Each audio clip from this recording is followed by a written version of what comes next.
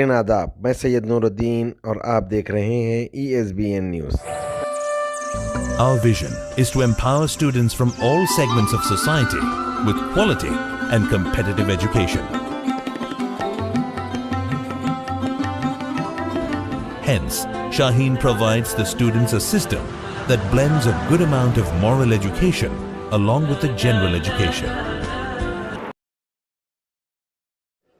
यकीनन हुकूमत आप चलाने की बात कर रहे हैं। मैं आपको सरकार के कुछ ऐसे गुणों के बारे में बताना चाहता हूं जिसके बारे में शायद आपको भी पता नहीं होगा।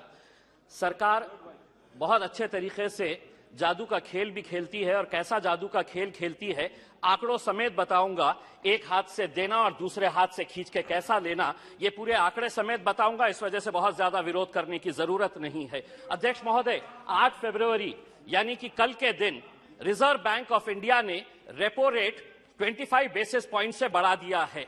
पिछले 4 मई 2022 को 4.40 हमारा रेपो रेट था। 8 महीने के अंदर 6 मरतबा रेपो रेट बढ़ाया गया है और अब ये रेपो रेट हो गया है 6.50। अब हो सकता है इनमें से कोई खड़े रहेगा और कहेगा कि आरबीआई है, इसका हमारे से क्या लेना देना, बजट से क्या लेना देना। तो सुनिए गौर से, आरबीआई जब रेपो रेट बढ़ाता है तो किसी ने 20 साल के लिए होम लोन लिया है, यानी कि 240 महीने के लिए लोन लिया है और रेपो रेट 2.25% से बढ़ गया है, तो 120 से 160 महीने का एडिशनल ईएमआई उसको भरना पड़ता है। किसी ने 25 साल के लिए यानी कि 300 महीने के लिए लोन लिया है और अगर 2.25% से रेपो रेट बढ़ गया है तो उसे 199 महीने एडिशनल ईएमआई देना पड़ता है।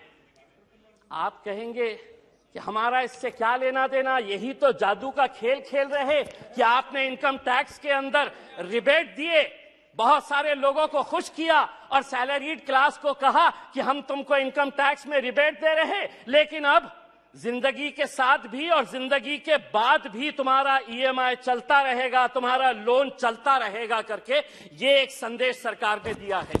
अध्यक्ष महोदय, एजुकेशन के लोन के अंदर सरकार ने जो आंकड़ा दिया है स्कूल और हायर एजुकेशन के लिए 1,12,899 करोड़, बहुत अच्छा बढ़िया सा फिगर है, जिसमें से 61% स्कूल एजुकेशन के ऊपर खर्च किया जाएगा और इन्हीं पैसों के अंदर से 14,500 पीएम श्री नाम के स्कूल्स बनाए जाएंगे। अध्यक्ष महोदय, मैं पूछना चाहता हूं, जो बच्चे आज गांव के अंदर पढ़ रहे हैं, जो जिला परिषद के स्कूलों के अंदर पढ़ रहे हैं, मेरे अहम सिर्फ अकेले औरंगाबाद जिले के अंदर अभी सर्वे करवाया सरकार के जरिए 1600।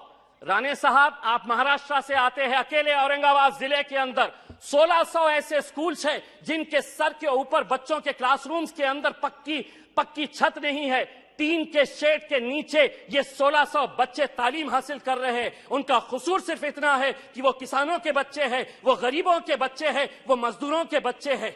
आप बनाइए नए स्कूल्स, लेकिन आपके पास 1 साल बचा हुआ है। यह अहद करिएगा, प्रधानमंत्री जी को कहिएगा कि पीएम श्री नहीं, उन पूरे स्कूल को हम पीएम महाश्री नाम देंगे। अगर 1 साल के अंदर ये 1600 औरंगाबाद जिले के स्कूल्स को अगर आप बदलते हैं तो हम भी कहेंगे। अगर 1 साल के बाद अगर ये कर पाते हैं तो इम्तियाज जलील यहां पर खड़े रहकर कहेगा, वाह मोदी जी वाह। दूसरी ये बात है अध्यक्ष महोदय, माइनॉरिटीज के बारे में मैं ये बताना चाहता हूं। राणे साहब, हम तो फूल थे, तुमने हमें कांटा बना दिया और अब इसी कांटे से कहते हो कि चुभना छोड़ दे। नहीं छोड़ेंगे हम लड़ेंगे, क्योंकि इस मुल्क के ऊपर जितना आपका इख्तियार है उतना इम्तियाज जलील का भी इख्तियार है। अगर आप हमारे साथ नाइंसाफी करेंगे तो हम खामोश नहीं बैठेंगे, हम लड़ेंगे। क्या वजह है कि आज फाइनेंस मिनिस्टर हमको इस बात का जवाब दे कि कैसा 38%, कौन सी ऐसी मिनिस्ट्री है जिसके अंदर 38% का बजट कम कर दिया गया है। 1913 करोड़ रुपया आप हमारे गायब कर देते हैं और आप ये उम्मीद करते हैं अध्यक्ष महोदय, आप ये उम्मीद करते हैं कि हम खामोशी से इसको बर्दाश्त कर ले करके। मैं आपको बताता हूं कि नीति आयोग की पॉलिसी डॉक्यूमेंट है, the action agenda and the strategy document ने क्या कहा है।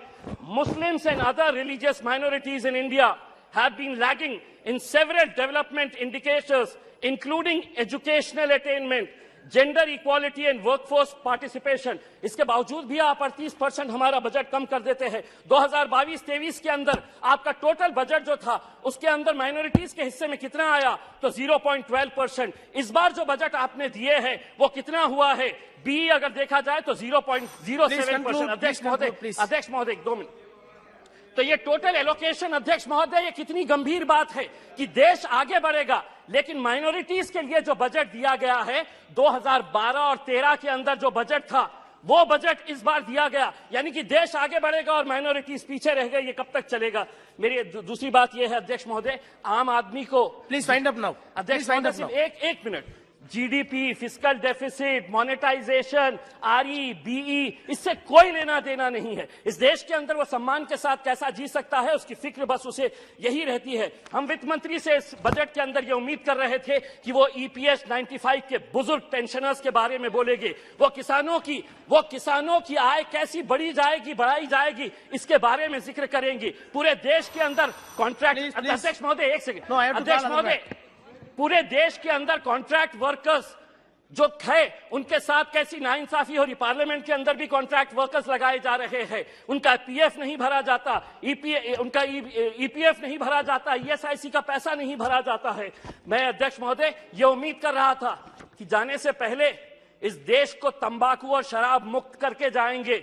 हम सराय होते आपको इसी बात के लिए अध्यक्ष महोदय। और हाँ, मैं जाते जाते सिर्फ इतना कहना चाहूंगा, मैं नाम लूंगा, मैं अडानी का नाम इसलिए लूंगा कि एलआईसी में मेरा भी पैसा है, एसबीआई का मैं भी कस्टमर हूं। प्रधानमंत्री हर एक के बारे में बात करेंगे, 140 करोड़ जनता मेरे पीछे कैसा है ये बताएंगे, लेकिन अडानी का नाम नहीं लेंगे। कहीं ऐसा ना हो जाए कि उस एक शख्स के चक्कर में 140 करोड़ जनता तुम्हारी हाथ से निकल जाए और आप लोग बस सड़क के ऊपर तालियां। श्रीमती रीति पदक